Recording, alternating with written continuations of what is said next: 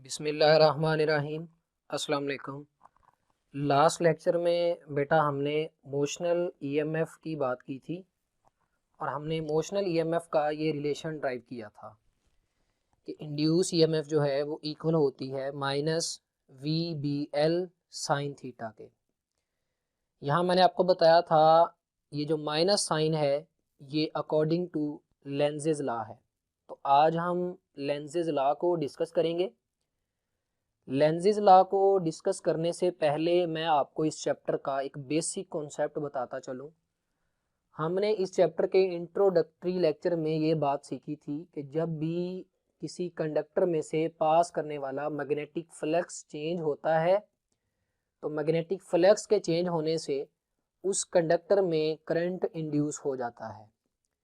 तो आज हमने उस करंट की डायरेक्शन को फाइंड करने का तरीकाकार सीखना है कि कब किसी कंडक्टर में, फॉर एग्जांपल मोशनल ईएमएफ में हमारे पास ये एक कंडक्टर था जो दो रेल्स के ऊपर पड़ा हुआ था, कब इस कंडक्टर में से करंट अपवर्ड डायरेक्शन में होगा, कब डाउनवर्ड डायरेक्शन में होगा, और क्यों अपवर्ड डायरेक्शन में ही होगा या क्यों डाउनवर्ड डायरेक्शन में ही होगा।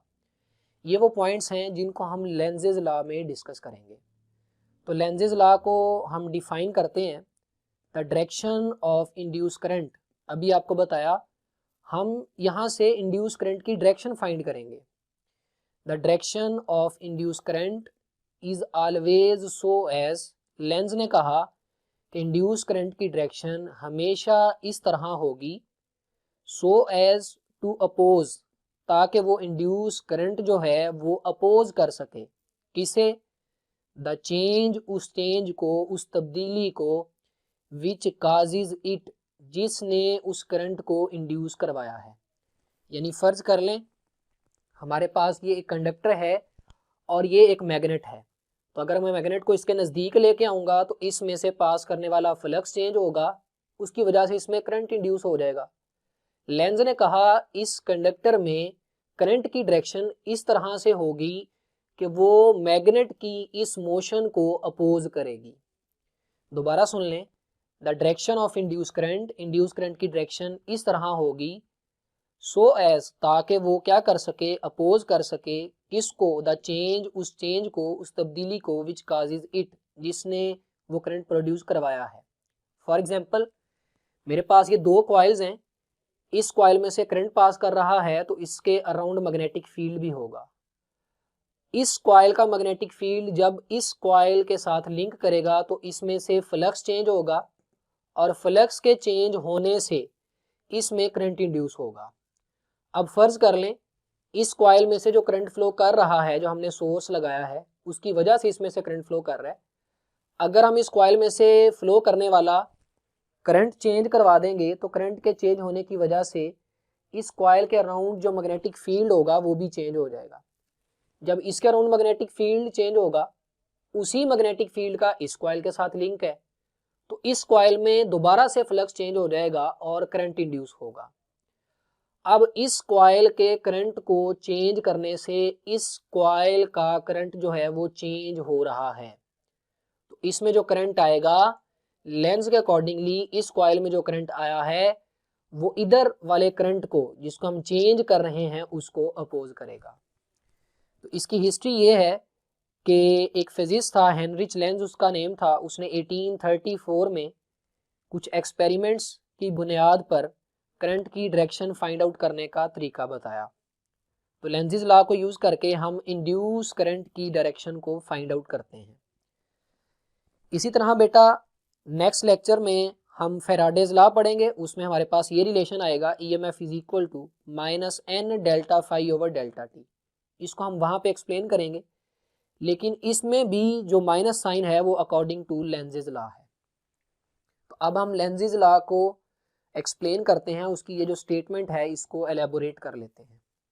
तो बेटा पहली एग्जांपल मैंने ली है, हमारे पास ये एक कॉइल है और इस कॉइल के साथ हमने एक गैल्वेनोमीटर अटैच कर रखा है और ये इसके नज़दीक एक बार मैग्नेट है और उस बार मैग्नेट की नॉर्थ साइड हमने कॉइल की तरफ रखी है और साउथ साइड दूसरी तरफ है।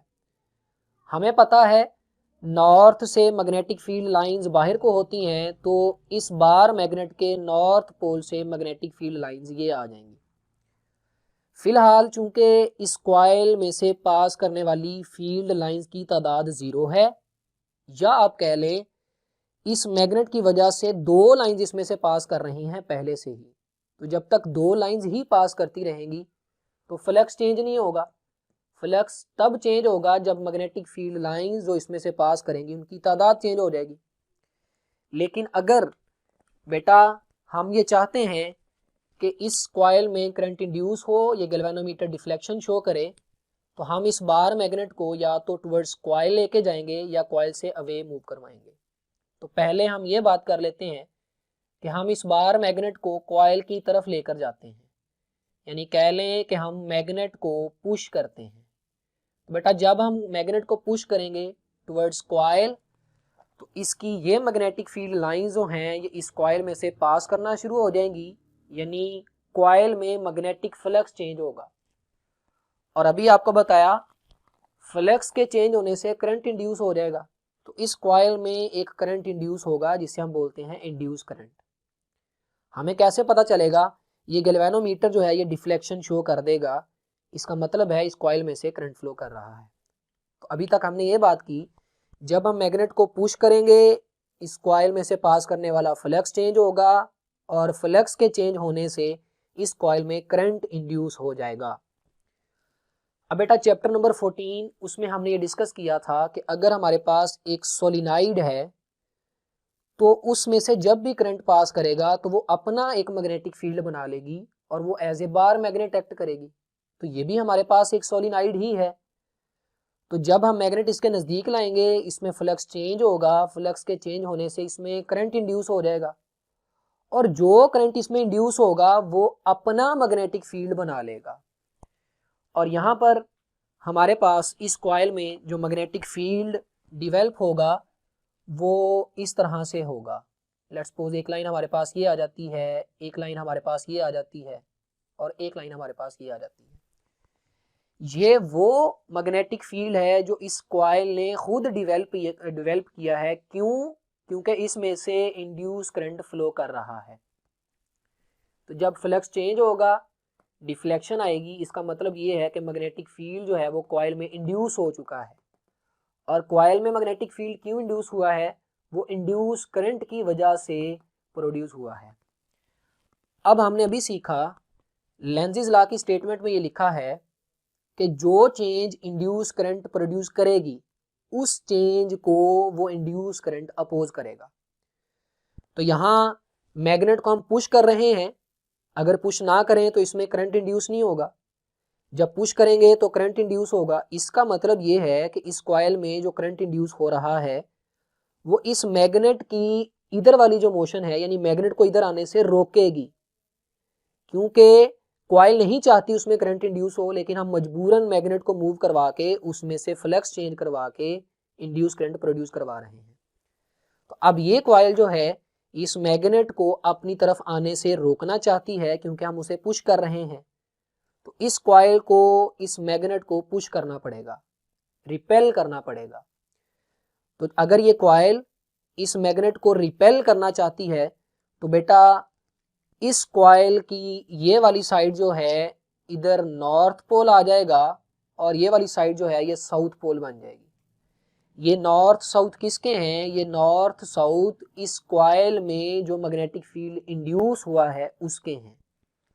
और इसी मैग्नेटिक फील्ड को यूज करके ये कॉइल इस बार मैग्नेट को रिपेल करेगी, यानी बार मैग्नेट के मैग्नेटिक फील्ड को अपोज करेगी। तो आपको पता है इनसाइड सोलिनाइड हमारे पास जो मैग्नेटिक फील्ड लाइंस हैं उनकी डायरेक्शन साउथ से नॉर्थ की तरफ होती है, तो ये हमारे पास डायरेक्शन आ जाएगी। लेकिन अगर हम साइड की बात करें तो फर्ज कर लें हमारे पास साइड पे एक ये लाइन है इस तरह से, और इसी तरह एक लाइन जो है वो ये नीचे होगी ऐसे कंटिन्यूस लाइन कर्व की फॉर्म में। आउटसाइड सोलिनाइड मैग्नेटिक फील्ड की डायरेक्शन नॉर्थ से साउथ की तरफ होती है, तो ये डायरेक्शन आ जाएगी, और इधर से हमारे पास ये डायरेक्शन आ जाएगी। तो बेटा अगर इस कॉइल ने इस बार मैग्नेट के पुश को अपोज करना है तो इस कॉइल की ये वाली साइड जो है इसे नॉर्थ होना पड़ेगा और ये वाली साइड जो है इसे साउथ होना पड़ेगा। अब हमें यहाँ से इंड्यूस मैग्नेटिक फील्ड की डायरेक्शन पता लग गई। चैप्टर 14 में हमने एक सोलिनॉइड में से पास करने वाले करंट से उसके अंदर जो मैग्नेटिक फील्ड डेवलप होता है उसकी डायरेक्शन निकाली थी। अब यहाँ हमें सोलिनॉइड का जो मैग्नेटिक फील्ड है उसकी डायरेक्शन पहले ही पता है। तो याद करें, हमने सीखा था सोलिनॉइड के नॉर्थ की तरफ हमारा थंब होता था और जिधर को हमारी फिंगर्स घूमती थी वो उस सोलिनॉइड में से पास करने वाली करंट की डायरेक्शन होती थी। तो यहाँ इस सोलिनॉइड का नॉर्थ पोल ये है और साउथ पोल इस साइड पे है, लिहाजा मैं थंब नॉर्थ की तरफ कर लूँगा तो मेरी फिंगर्स इधर को घूमेंगी, यानी कि इस कॉइल में जो करंट इंड्यूस होगा उसकी डायरेक्शन ये होगी। और अगर आप इस डायरेक्शन को नॉर्थ वाली साइड से देखें तो आपको ऐसे नज़र आएगी, यानी एंटी क्लॉकवाइज, और अगर आप साउथ वाली साइड से देखें तो आपको ऐसे नज़र आएगी, यानी क्लॉकवाइज होगी। तो यहाँ से हमने ये सीखा कि इंड्यूस मैग्नेटिक फील्ड जो कॉइल का होगा वो अपोज करेगा किस मैग्नेटिक फील्ड को, magnetic field of bar magnet को। और वो कैसे अपोज कर सकता है, वो तब ही अपोज करेगा जब इस कॉइल की लेफ्ट साइड नॉर्थ बन जाएगी और राइट साइड साउथ बनेगी। अगर हम मैग्नेट को पुश करें, नॉर्थ पोल इधर हो तो कॉइल का नॉर्थ भी इधर बनेगा, कॉइल का साउथ इधर बनेगा। और यहाँ से हमने करंट की डायरेक्शन निकाल ली कि अगर हम कॉइल की नॉर्थ वाली साइड से देखें तो हमें करंट एंटी क्लॉकवाइज डायरेक्शन में नज़र आएगा। ये कॉइल है, ये नॉर्थ पोल है, तो अगर हम नॉर्थ वाली साइड से देखें तो करंट एंटी क्लॉकवाइज है, अभी आपको बताया, और अगर साउथ वाली साइड से देखें तो क्लॉकवाइज होगा। अब हमने ये सारी जो बातें की हैं इनको समराइज कर लेते हैं। तो समराइज करने के लिए हम दो इम्पोर्टेंट पॉइंट्स को डिस्कस करेंगे, जिनमें बेटा हमारे पास पहला पॉइंट ये है कि अगर हम इस बार मैग्नेट को पुश कर रहे हैं तो ये कॉइल इस मैग्नेट को रिपेल करेगी। और कैसे रिपेल करेगी अभी हमने सीखा, वो इधर नॉर्थ बना लेगी, इधर साउथ बना लेगी। ये पॉइंट 1 हो गया। लेकिन अगर हम इस बार मैग्नेट को पुश करने की बजाय पुल कर लें तो बेटा अगर ये मैग्नेट यहाँ पड़ा है, इसको पुश करेंगे तब भी फ्लक्स चेंज होगा। लेकिन अगर हम पुश ना करें, इसको पुल कर लें, तो पुल करने से भी, यानी मैग्नेट के इधर जाने से भी इस कॉइल में फ्लक्स चेंज होगा और फ्लक्स के चेंज होने से करंट इंड्यूस होगा। अब भी करंट जो इंड्यूस हो रहा है वो इस बार मैग्नेट की मूवमेंट को अपोज करेगा। पहले मैग्नेट इधर को आ रहा था, कॉइल ये चाहती थी मैग्नेट इसकी तरफ ना आए। अब मैग्नेट दूर जा रहा है तो ये कॉइल ये चाहेगी कि मैग्नेट इससे दूर ना जाए, क्योंकि मैग्नेट के दूर जाने से ही इसमें करंट इंड्यूस हो रहा है। तो इस केस में जब हम मैग्नेट को पुल करेंगे तो कॉइल में जो करंट इंड्यूस होगा वो इस बार मैग्नेट की जो पुल करने वाली मोशन है, यानी इधर को जो मोशन है, उसे अपोज करेगा। अगर हम बार मैग्नेट को पुल कर लेते हैं तो कॉइल ये चाहती है कि मैग्नेट उससे दूर ना जाए, तो कॉइल उस मैग्नेट को अपनी तरफ अट्रैक्ट करेगी। जब कॉइल ये चाहती है कि वो मैग्नेट को अपनी तरफ अट्रैक्ट कर ले, इस बार मैग्नेट को, तो इस बार मैग्नेट का बेटा नॉर्थ साइड ये है, लिहाजा कॉइल को इस साइड पे साउथ बनाना पड़ेगा, तब ही कॉइल इस मैग्नेट को दूर जाने से रोक सकेगी, यानी मैग्नेट की जो इधर को मोशन है उसे अपोज कर सकेगी। तो इस केस में क्या होगा, कॉइल जो है वो साउथ पोल बना लेगी इधर लेफ्ट साइड पे।